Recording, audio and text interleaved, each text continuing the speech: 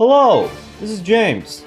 I know that there is not a single one amongst you that does not want to emulate our collective hero, Esperoba, that weird, weenie, psychic cheater who just wanted to, I don't know, help his brothers out or something. Okay, so we're gonna build a double Jinzo psychic deck with some cyber style because all of the psychic life point paying just goes so well with cyber style. So we're gonna do double Jinzo, and if Lava Golem is any guide, in 2 months we'll have another carnival and we'll get our third Jinzo, no problem. We're gonna have the standard suite of psychic cards. We're gonna have Psychokinesis, spank the butts for just destroying anything at the cost of 1,000 life points.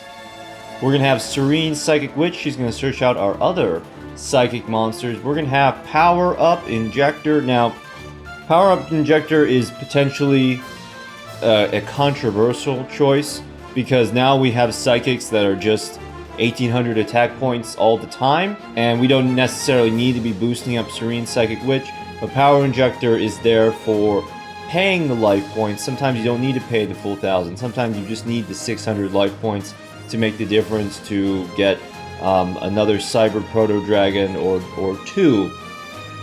That's why we have the Power Injector.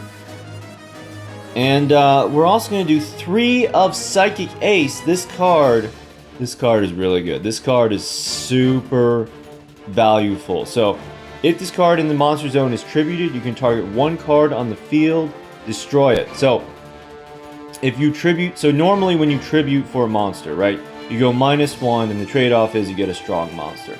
However, with Psychic Ace, it balances that out because it also makes your opponent lose a card. So when you tribute a monster, you lose the tributed monster. With Psychic Ace, your opponent also loses the card.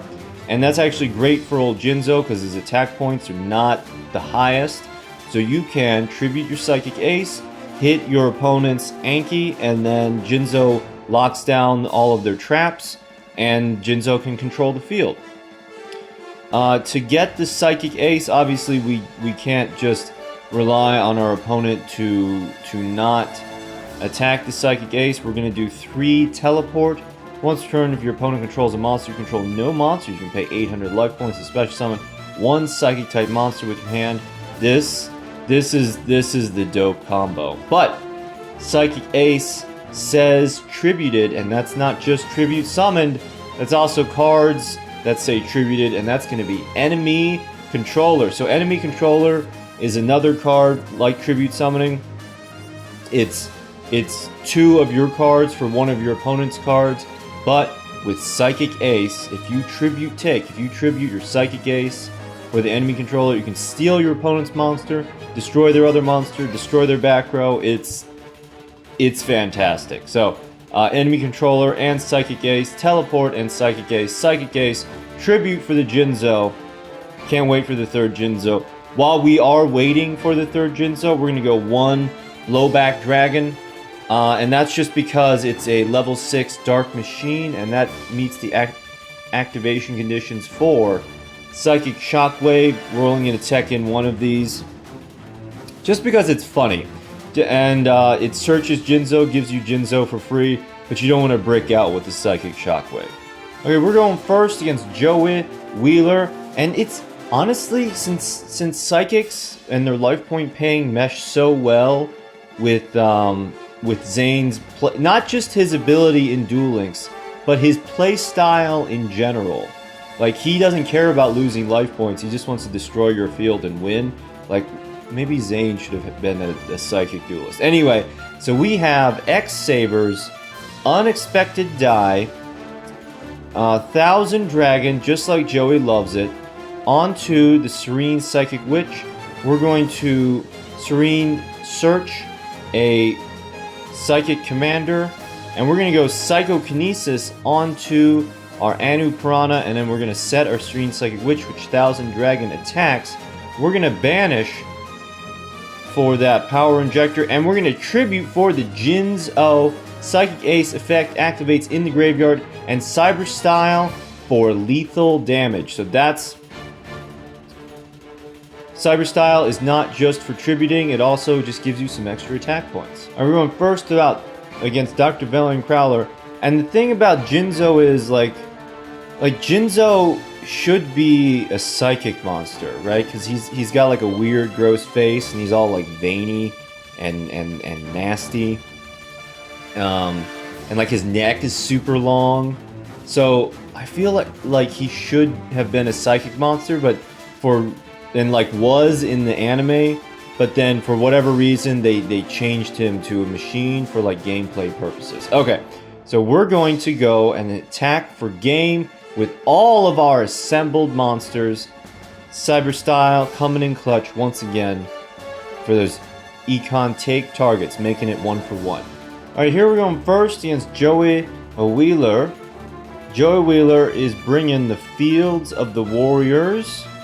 And we have Econ, Psychic Ace, and Jinzo, and Power Injector. We have Noble Arms of Destiny, Caliburn, onto our Iroh, Protect with the enemy controller, and it's just like classic dueling. So we tribute for the Blowback Dragon. Psychic Ace is going to destroy the Iroh, protected by Destiny. We'll see if we can get the destroy with the Blowback Dragon. We do not, and we just destroy it conventionally, so that's 2 destroys. We have an enemy controller. Change the Blowback Dragon in the defense position. What's this guy's name? Come on, destroy by boosted up Power Injector, and then hit with the Yaich. We're going to set a Psychic Ace. Set a enemy controller. Now, I set the enemy controller. I thought the Yaich was gonna destroy it, and then Yaich can attack, and then we can defend against the other monster. Instead, Yariza attacked directly, so it's fine. We get to protect with the enemy controller anyway, and now we can go for a second Psychic Ace Jinzo tribute. Psychic Ace. Destroy. Well, you destroy one. You can choose which to destroy because the 6 Sams link up like that.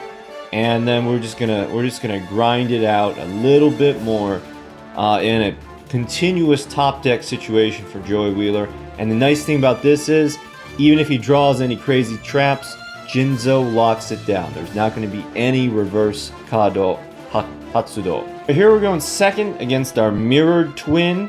And this one's going to be real fast, but we're going to see some of that Shockwave action. So we have Golden Ladybug and a woman. Alright. I see woman. I detect some kind of cheese. So we go Power Injector. We go Psychic Shockwave. We're not going to double up. I want to keep this teleport in hand for the cost of Psychic Shockwave. So another Golden Ladybug. Opponent is at 5,000 LP. We draw into the Jins. We're going to go for the double attack. Opponent thinks he's getting a fat wall of D, but we have the Psychic Shockwave, and Jinzo is in there. He's laughing maniacally. So we discard the teleport. Jinzo from the deck. Oh, it's so nice to have 2. And we have the full lethal thanks to Power Injectors boosting up. Okay, here we're going second against Arcana. What does Arcana have for us? Well, we have 2 Psychic Ace. Arcana has a set monster, and we're gonna investigate what that is with a Psychokinesis. It is an Elemental Hero Woodsman. Psychic Ace attacks directly, and Psychic Ace. All right, so we're gonna tribute for the Jinzo. Now Jinzo is all right. So this is the thing about Jinzo. Every terrible back row is a trap, right? Like you might get annoyed with enemy controller or like a super rush, but like that's not gonna blow your entire board. So that's the value of Jinzo.